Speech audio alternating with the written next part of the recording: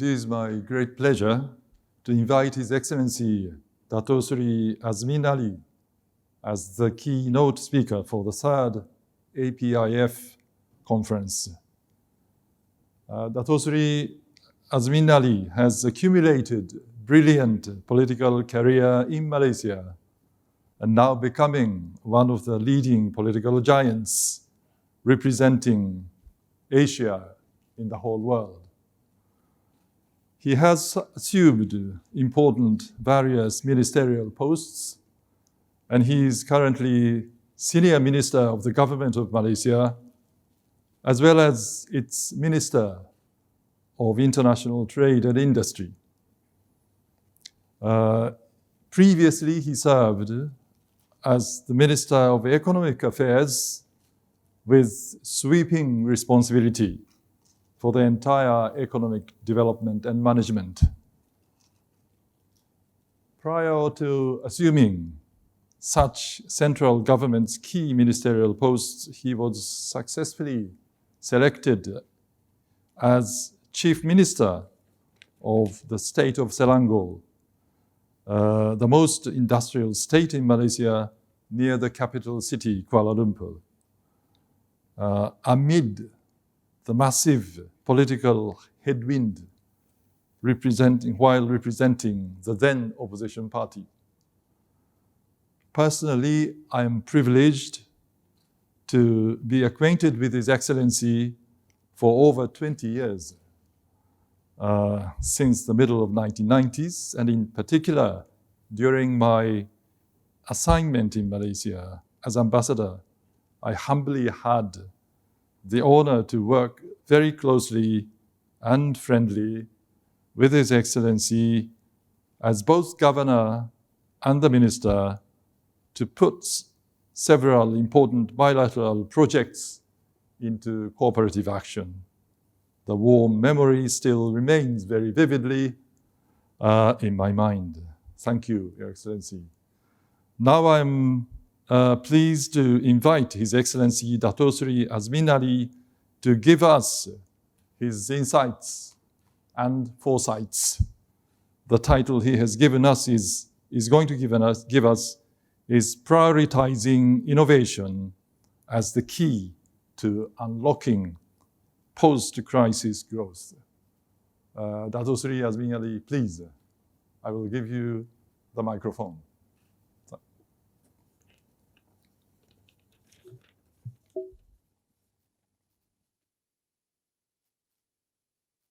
Dr.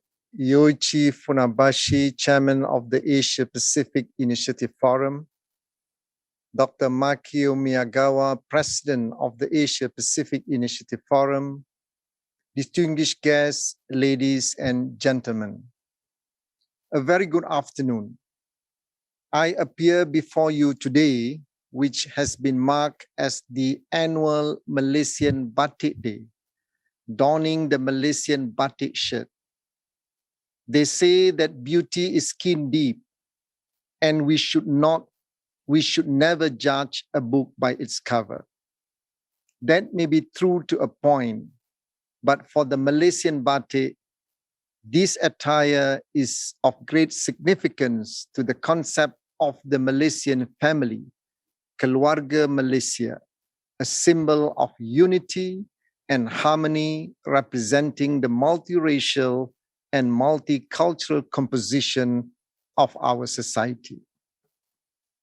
On that note, let me begin by thanking the Asia Pacific Initiative Forum for inviting me to deliver this keynote speech. It is a great honor indeed.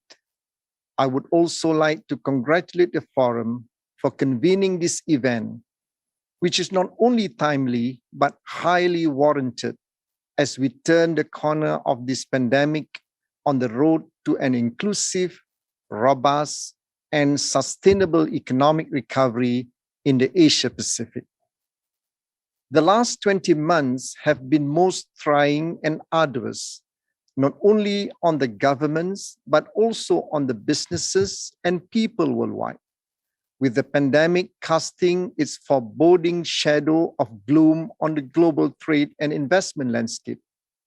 as the business communities and civil societies play a crucial role in our concerted efforts to emerge from its economic repercussions, I believe a vibrant discourse with candid and dynamic deliberation amongst us will provide useful insight on what it takes to accelerate the transformation for the region to emerge stronger and more resilient.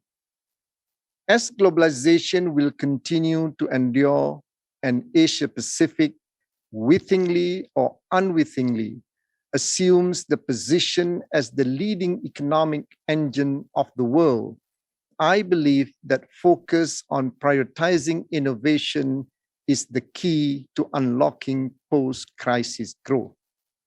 Indeed, Asia-Pacific thrives through market openness and globalization, which has facilitated wealth creation and economic opportunities throughout the 1990s to the 2000s. While global trade has lifted billions of people out of poverty and sharply reduced inequality at a global level, unfortunately, income inequality has been steadily rising, which clearly signals that the benefits of globalization have not been shared by all. Despite that, Asia-Pacific has consistently outperformed other regions to become the global economy's Rock of Gibraltar. As the economic powerhouse of the world, Asia-Pacific has kept the global economic engine running until the pandemic hit all of us. At this juncture, let me pause to contextualize the discourse from two broad perspectives concerning Asia-Pacific, namely geopolitics and geoeconomics. At the risk of stating the obvious, we are witnessing clear dynamics in the balance of power between the world's two largest superpowers. This change in the power equation is unfolding across a wide spectrum of crucial areas, which, if managed well, leads on to fortune, or if improperly dealt with, will bind us in shallows and in miseries. Herein lies the geopolitical dimension of the pandemic, bringing to bear the competitive dynamics between nations and regions, with the geoeconomic repercussions upending our tried and tested ecosystems. Indeed, this is the mother of all disruptions, if I may, which has affected the provision of global public goods and caused havoc to global supply chains. In knee-jerk fashion, Asia-Pacific economies, like many others, resorted to new Keynesian remedies, taking proactive measures to prime the pump with stimulus spending. It was a case of Hobson's choice. If the pandemic didn't kill you, the economy would. In truth, this was not about one-upmanship, but an earnest conviction to jumpstart the economy and attain sustained recovery. Nevertheless, we are not dealing with a static situation. For truth be told, as I alluded to earlier, there were already various geopolitical and geoeconomic complexities at play prior to the pandemic, which have given rise to concerns of impending flare-ups and even a full-blown war among certain quarters. But I do believe that none of us is suggesting that such a doomsday scenario is unfolding. And that is because beneath the facade of saber rattling and chest thumping, there is the underlying desire for peace and prosperity and not war and destitution. Rather than beating the drums of war, there was instead a battle of narratives.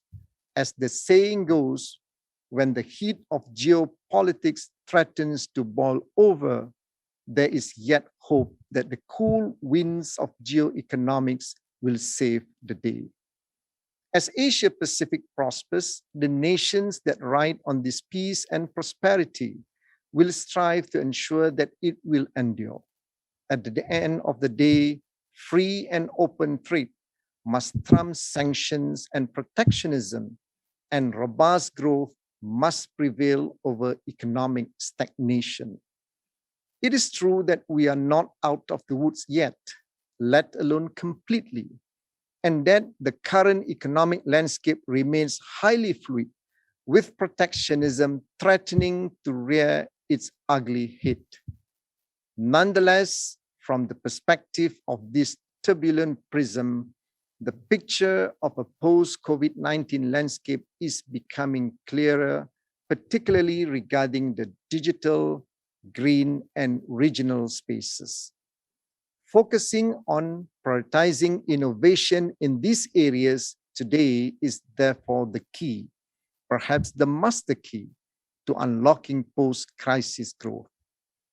Ladies and gentlemen, I state my case of guarded optimism, based not on empty rhetoric, but on the bright and realistic prospects of the resurgence of the principles of a rules-based multilateral trading system. In November last year, we witnessed the signing of the largest trade agreement in history, the Regional Comprehensive Economic Partnership, or RCEP.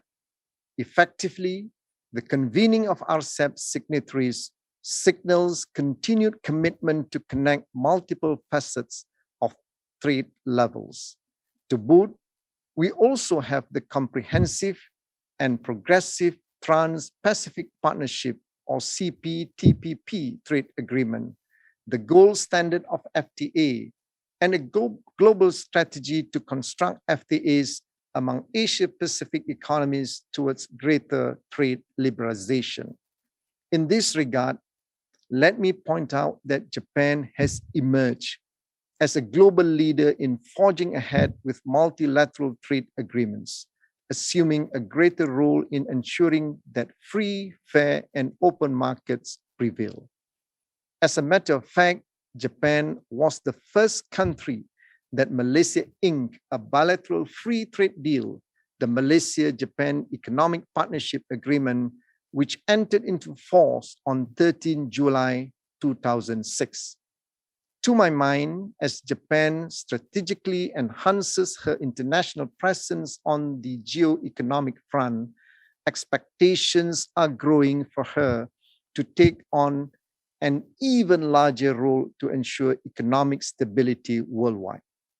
Further, in adhering to the rules of international engagement and cooperation, I believe that Prime Minister Fumio Kishida certainly has the political will to bolster Japan's role as a global stabilizer. Meanwhile, the Indo-Pacific is gaining prominence on the global map, particularly the contemporaneous developments in the context of strategic expansion of trade and investments. Within the larger paradigm of the advancement of a rules-based multilateral trading system, I believe such a trajectory should work for the general progress of the region as a whole. In this seeming frenzy at reinventing the global trading system, legitimate concerns are raised whether unbridled trade liberalization will be attained at the expense of the weak and the marginalized. Hence, it bears reiterating that the special safeguards written into these FTAs for such entities as well as indigenous interests must be honored not in the breach but in the observance. Be that as it may, regional concord as manifested in ASEAN and APEC, for example, are essential in driving economic recovery and sustainable growth, as well as providing the building blocks for greater cohesion. While the shift in the balance of power may spur greater competition and threaten to tear apart the cohesive fabric, nevertheless, in my humble view, the driving force is centripetal not centrifugal, or to put it simply, convergent and not divergent. I say this because if we play by the rules founded on a multilateral trading system that is free, fair, and open, then the natural trajectory is for competition within a framework of interdependence. The curse of beggar thy neighbor must no longer be allowed to see the light of day, inasmuch as shared prosperity for all should be our guiding precept. While we must continue to safeguard our own interests, keeping the global system open and inclusive remains paramount to enable countries to grow and prosper in a stable and peaceful world. Ladies and gentlemen, thanks to the pandemic, the world has taken a quantum leap in digital adoption and transformed the way we embrace digital solutions and create enhanced offerings. Inasmuch as we talk of the imperative of vaccine multilateralism, the need for digital multilateralism is just as paramount because digitalization is the driving force for the present and the future. In 2016, the size of the global digital economy was valued at 11.5 trillion US dollars, equivalent to 15.5% of global GDP. And this is projected to grow further to 24.3% by 2025. This makes it vital for economies to ensure the survival of businesses in this new normal by strengthening our efforts, particularly in digital financing, e-commerce, and the gig economy. Micro, small, and medium enterprises, or MSMEs, despite being the backbone of economies, are the most marginalized. Innovation here lies in enhancing their technological capabilities and accelerating adoption of digital tools, which is essential to ensure sustained economic growth in the region. Creative innovation is crucial to tackle and resolve the many new issues that have emerged, such as data protection, cybersecurity, and taxation of digital services, not to mention the regulation of artificial intelligence alongside the broader regulation of algorithm. Ladies and gentlemen, today, with climate action driving economic policies, the new industrial and growth strategy is to go green. The call for decisive and immediate action to address the environmental crisis at the COP26 in Glasgow underscores the role of nations in driving decarbonization and lowering trade barriers to environmental goods and services. Our actions today will determine the future of our generations. Realizing this, Malaysia too has committed to drive sustainability and inclusive recovery as outlined in the 12th Malaysia Plan, with a commitment to achieve net zero greenhouse gas emissions target at the earliest by 2050. Further integrating environment, social, and governance elements into businesses is a growing imperative that can drive long-term value creation, encourage sustainable business practices, and attract more viable investors. As we set our priorities to rebuild our societies, it is inevitable that the lure of self-sufficiency remains strong. But the way out of this crisis is not via isolation, but regionalism and multilateralism across various aspects of economic complexities. In this vein, this forum provides a productive platform to foster partnerships towards achieving an inclusive and sustainable transformation for a resilient economic recovery in the region. I call upon all participants to set our sights on solutions and turn problems into opportunities. It is only through a collective determination amongst us that we can transform the region to continue assuming its role as the economic powerhouse of the world. Thank you.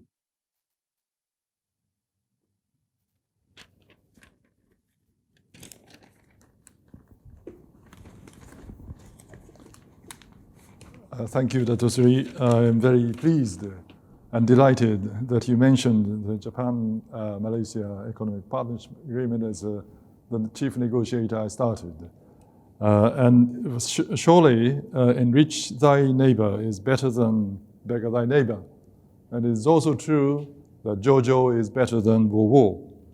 I am particularly grateful for the vibration Your Excellency has generated, inspired us, and the ambition Your Excellency has given us. I repeat thanking Dato Seri as his visit is postponed. I'm looking forward to visiting you early next spring. Thank you, Dato Seri. Thank you, Dr. Makio.